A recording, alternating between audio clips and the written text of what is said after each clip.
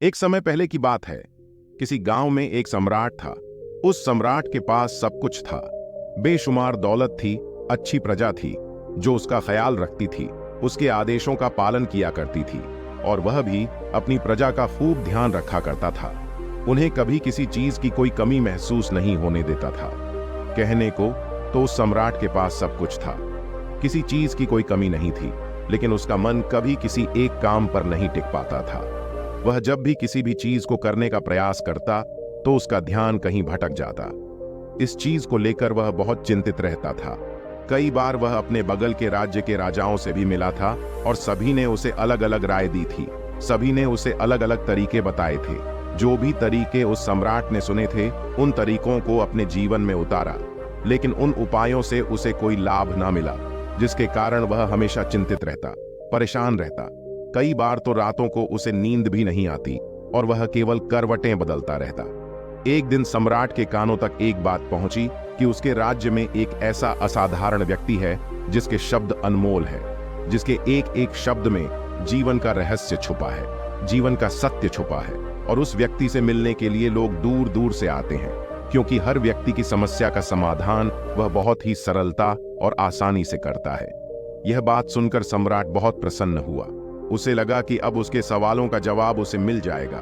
इतनी तारीफ सुनकर सम्राट ने यह तय किया कि वह तुरंत ही जाकर उस व्यक्ति से मिलेंगे और उसे यह भी पता चल जाएगा कि जो लोग उनकी इतनी तारीफ कर रहे हैं क्या वह सच है या नहीं।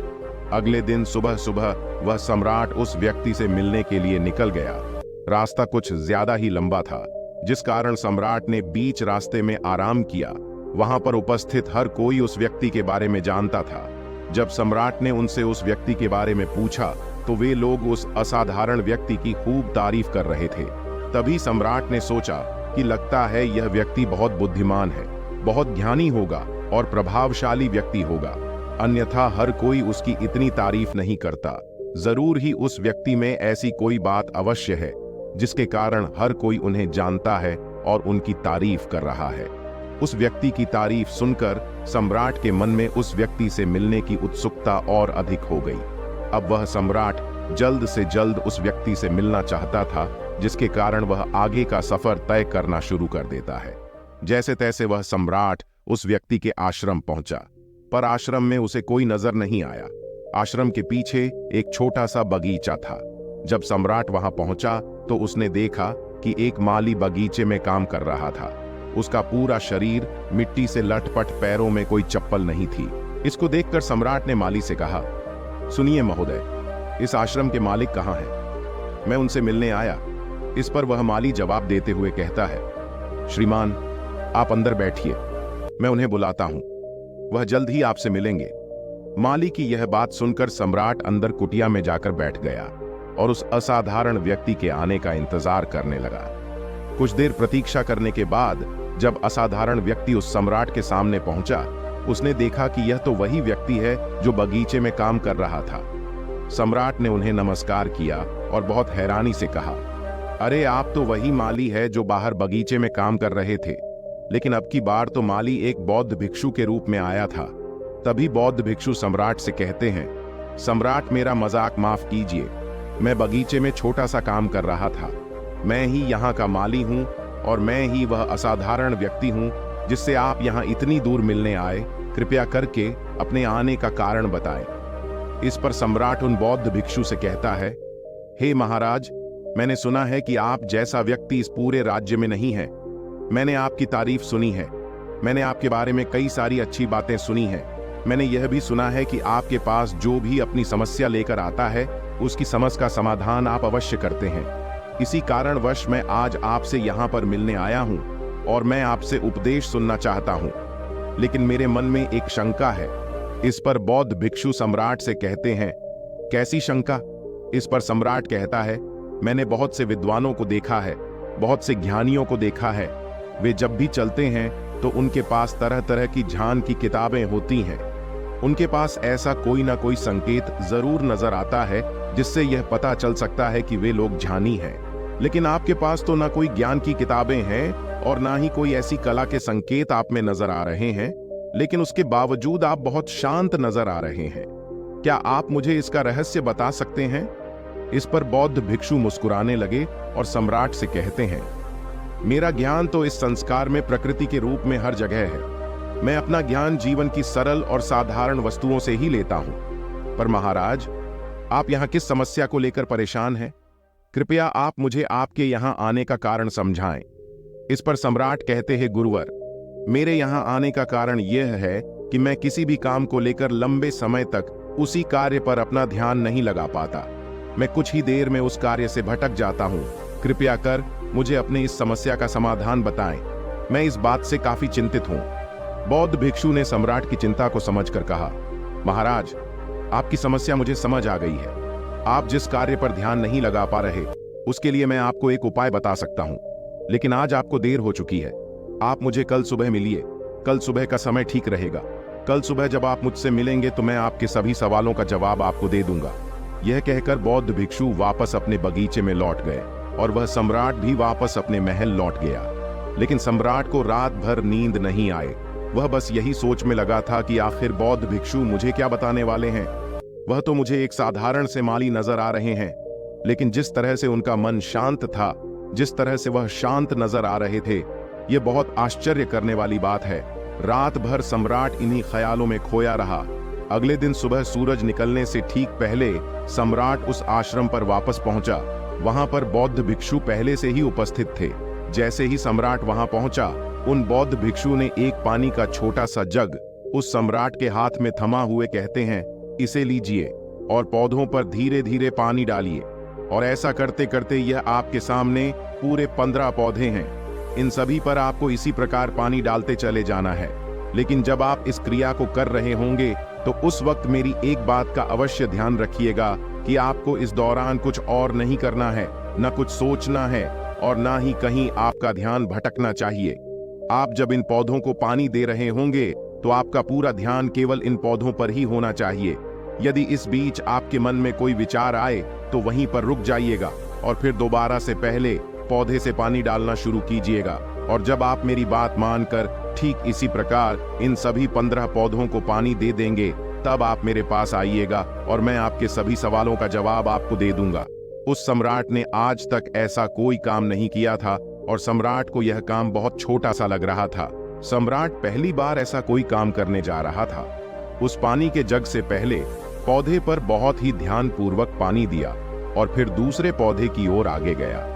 दूसरे पौधे पर भी उसने ध्यानपूर्वक पानी दिया। फिर उसने तीसरे पौधे पर पानी देना शुरू किया ही था कि उसके मन में तरह तरह के विचार उत्पन्न होने लगे। उसे अपने महल का बगीचा याद आने लगा, जहां पर तरह तरह के फूल थे, तरह तरह के पौधे लगे हुए थे। तभी अचानक उस सम्राट को उन बौद्ध भिक्षु की बात याद आ गई। यदि मन में कोई भी विचार उत्पन्न हो तो उसे फिर से पहले पौधे से पानी देना शुरू करना होगा। तुरंत ही पहले पौधे के पास वापस पहुंचा और उसने फिर से पहले पौधे को पानी दिया। दूसरे पौधे को उसने फिर से ध्यानपूर्वक पानी दिया। जैसे ही वह तीसरे पौधे पर पहुंचा, उसके मन में फिर से कई तरह के विचार उत्पन्न होने। अब की बार यह सोच रहा था, पता नहीं मेरे बिना मेरे साम्राज्य में क्या हो रहा होगा। और अब की बार सम्राट को बहुत क्रोध आने लगा।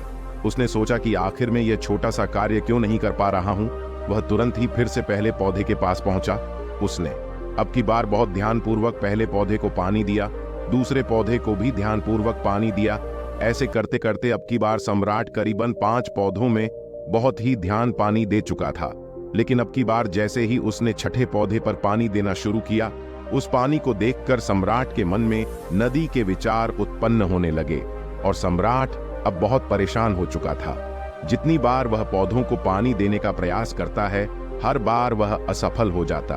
उसका मन उतना ही ज्यादा व्याकुल होता जाता और वह खुद पर क्रोधित हो जाता है। सम्राट यह बात बहुत अच्छी तरह से जानता था कि वह भिक्षु उसकी परीक्षा ले रहे हैं।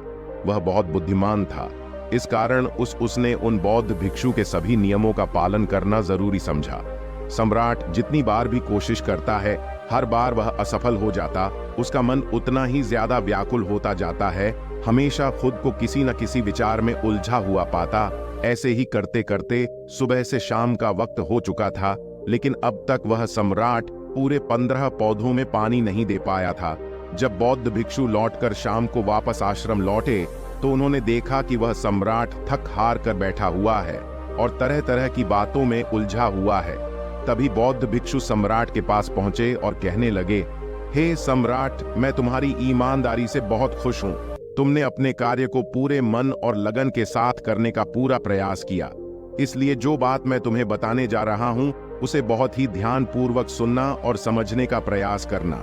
जब हमारा मन विचारों से खाली हो जाता है तब उसमें मन का असली स्वरूप नजर आता है। तब साधारण से साधारण सा काम भी हमें ज्ञान और शांति देता है। इस पर सम्राट उन बौद्ध भिक्षु से कहता है, हे महाराज, पर यह कैसे संभव है? मैं तो जब भी कोई कार्य करता हूं तो मन में कई तरह के विचार उत्पन्न होते हैं और मैं उन विचारों में फंस कर रह जाता हूं और वहां से बाहर निकलने का कोई रास्ता मुझे नजर नहीं आता। तभी बौद्ध भिक्षु मुस्कुराने लगे और सम्राट से कहते हैं, हे सम्राट, तुम पौधों में पानी नहीं डाल रहे थे, तुम तो जल्दी जल्दी अपने इस कार्य को बस खत्म करना चाहते थे। तुम्हारे मन में तो यह विचार उत्पन्न हो रहा था कि तुम जल्दी से जल्दी इन 15 पौधों में पानी दे दो और उसके बाद तुम मुझसे मिल सको, मुझसे अपने प्रश्नों का उत्तर जान सको। किसी कारणवश यह कार्य तुम्हें बोझ सा प्रतीत हो रहा था, मानो मैंने तुम्हारे कंधों पर एक बोझ रख दिया हो, और यही कारण है कि तुम अपने आप को इस पल में रोक नहीं पाए। जब हमारे सामने रखा हुआ कार्य बोझ लगता है तो हम उसे बस जैसे तैसे खत्म करना चाहते हैं और उस काम को करते समय हम अपना पूरा ध्यान उस कार्य पर नहीं दे पाते। किंतु अगर तुम इस पल के महत्व को समझ पाते, इसके महत्व को महत्व दे पाते और केवल पौधों और पानी पर ध्यान देते तो तुम्हें कोई भी विचार परेशान नहीं कर पाते। इस पर सम्राट कहता है, हे महाराज, मुझे आपकी यह बात समझ में आ रही है कि मैं जल्दी जल्दी इस कार्य को खत्म करके आपसे मिलना चाहता था, जिस कारण मेरा मन इस कार्य में पूरी तरह से नहीं लग सका। लेकिन यह एक पल है जो हम जी रहे हैं, उस पल में रहना बहुत कठिन है। क्या मुझे इसके लिए कोई तपस्या या तप करना होगा? इस पर बौद्ध भिक्षु एक बार फिर मुस्कुराने लगे और सम्राट से कहते हैं, जिस शांत मन की तलाश तुम कर रहे हो वह शांत मन तो पहले से ही मौजूद है, वह तो पहले से ही तुम्हारे भीतर है। इसके लिए तुम्हें कहीं भी जाने की कोई आवश्यकता नहीं है और ना ही तुम्हें कहीं शांत जगह जाने की आवश्यकता है। इसके लिए कुछ जरूरी है तो वह है अपनी सांसों पर ध्यान देना। इसलिए अपनी सांसों पर ध्यान देना सीखो। हम किस तरह से सांसें ले रहे हैं और किस तरह से त्याग रहे हैं, इस बात को देखने और समझने का प्रयास करें। तब तुम्हें यह समझ में आ जाएगा कि तुम्हारा शांत मन तो तुम्हारी सांसों के साथ ही बना हुआ है। उसके बाद तुम चाहो तो कोई भी कार्य करते वक्त भी अपनी सांसों पर ध्यान दे सकते हो। जब तुम कहीं चल रहे हो, कोई ऐसा कार्य कर रहे हो, तो तुम्हें अपनी सांसों पर ध्यान देना चाहिए, या कोई भी ऐसी क्रिया जो तुम्हें वर्तमान से बांधे रखें। इसका एक और तरीका है, 2-4 मिनट अपने आसपास की प्रकृति पर गौर करो, देखो कि क्या चल रहा है तुम्हारे आसपास। इससे तुम वर्तमान में आ जाओगे। फिर तुम अब कार्य को जल्दी जल्दी बस यूं ही खत्म नहीं करके उसे पूरे मन से करने का प्रयास करो, जिससे तुम्हारा मन एकाग्र होगा। और जब तुम्हारा मन एकाग्र होगा तो तुम चाहे कोई भी कार्य क्यों ना करो, फिर चाहे वह छोटा हो या बड़ा, तुम्हारा मन उसमें पूरी तरह से विलीन हो जाएगा और वह कार्य ही तुम्हें शांति और ज्ञान भी प्रदान करेगा। ऐसे समय पर हमारे मन में किसी प्रकार के कोई विचार उत्पन्न नहीं हो पाते, और जब हम ऐसा करते हैं तो कर्ता और कर्म एक हो जाते हैं और हमारे भीतर की जो शांति है वह प्रकट होने लगती है। हम उसमें मग्न हो जाते हैं। इसे तुम चाहे तो आनंद कह सकते हो या फिर वर्तमान में जीना कह सकते हो, और यह अवस्था सरलता से प्राप्त भी कर सकते हो। बस तुम्हें केवल अभ्यास करना होगा। बौद्ध भिक्षु सम्राट से कहते हैं, जो मन मुश्किलों में शांत रहता है, मुश्किलों से भागता नहीं है, केवल सचेत रहता है, वह मन हर परेशानी को पार कर सकता है, हर दुविधा से बाहर निकल सकता है। सम्राट को उन बौद्ध भिक्षु की यह सारी बातें समझ में आ चुकी थी। उसने उन बौद्ध भिक्षु को प्रणाम किया और वहां से वापस वह अपने राजमहल लौट आया। उसने अपनी सांसों पर ध्यान देना शुरू किया और धीरे धीरे इस निरंतर अभ्यास के कारण वह अपने हर कार्य को ध्यान और मन लगाकर किया करता था, जिससे उसे असीम शांति मिलती थी और वह छोटे छोटे कार्यों से भी ज्ञान प्राप्त कर लेता था। इसलिए दोस्तों, कभी किसी कार्य को बोझ मानकर मत कीजिए, क्योंकि यदि आप उसे बोझ मानेंगे तो जल्दी उसे आप अपने ऊपर से उतारने का प्रयास करेंगे, अर्थात उसे जल्दी जल्दी खत्म करने का प्रयास करेंगे। लेकिन इस प्रयास के दौरान आप जो भी कार्य करेंगे वह पूरे मन और लगन से नहीं हो पाएगा, और ऐसे में आप उस कार्य को जो अंजाम देना चाहते हैं, हो सकता है कि आप उसे अंजाम भी ना दे सके, और इसी कारणवश आपके मन में तनाव भी पैदा हो जाता है। हम चिंतित रहने लगते हैं, परेशान रहने लगते हैं, क्योंकि जो अंजाम हम उस कार्य को देना चाहते थे, अंजाम हम उस कार्य को ना दे सके। और हम में से अधिकांश लोग यही गलतियां करते हैं। जब उन्हें कोई कार्य सौंपा जाता है तो वह उस कार्य को करने का प्रयास तो करते हैं, लेकिन वह चाहते हैं कि वह कार्य कितनी जल्दी खत्म हो जाए, और वह उस कार्य को करते वक्त अपने आप को वहां नहीं रख पाते, बल्कि उनका मन तो कहीं और ही भटकता रहता है, जिससे हमारा मन हम पर हावी होने लगता है। हमें तरह तरह के विचार दिखाता है और हम उन विचारों में डूबते चले जाते हैं। हम उन विचारों में फंसते चले जाते हैं और फिर वहां से हमें निकलने का कोई रास्ता नजर नहीं आता, जिससे हमारे मन में तनाव पैदा होने लगता है। हम बहुत परेशान रहने लगते हैं। हम चाहकर भी किसी कार्य को नहीं कर पाते, और जो कार्य हमें वर्तमान की ओर ले जा सकता था, उस दरवाजे को हम खुद ही बंद कर देते हैं, क्योंकि वह कार्य हमें बोझ लगने लगता है। इसलिए जब भी आप कोई कार्य शुरू करना चाहते हैं तो उससे पहले अपना पूरा ध्यान अपनी सांसों पर केंद्रित करें, और फिर आप चाहे तो अपने काम के दौरान भी अपनी सांसों पर अपना ध्यान लगाए रख सकते हैं। और यही सांस का जो ध्यान है, ये आपके काम के ध्यान में परिवर्तित हो जाएगा, और इस कार्य में जो भी कठिनाइयां उत्पन्न हो रही हैं उसे आप पल भर में सुलझा देंगे। फिर चाहे कैसी भी विपरीत परिस्थितियां आपके सामने क्यों ना आ जाएं, आप उस कार्य को पूरे मन और लगन के साथ पूरा करके ही रहेंगे। दोस्तों, हम आपके लिए हर प्रॉब्लम का सॉल्यूशन लेके आते हैं वीडियो के माध्यम से, इसीलिए चैनल को सब्सक्राइब कीजिए, और कोई दोस्त प्रॉब्लम में है तो उसे वीडियो शेयर करिए। धन्यवाद दोस्तों, मिलते हैं नेक्स्ट वीडियो में। Thanks for watching.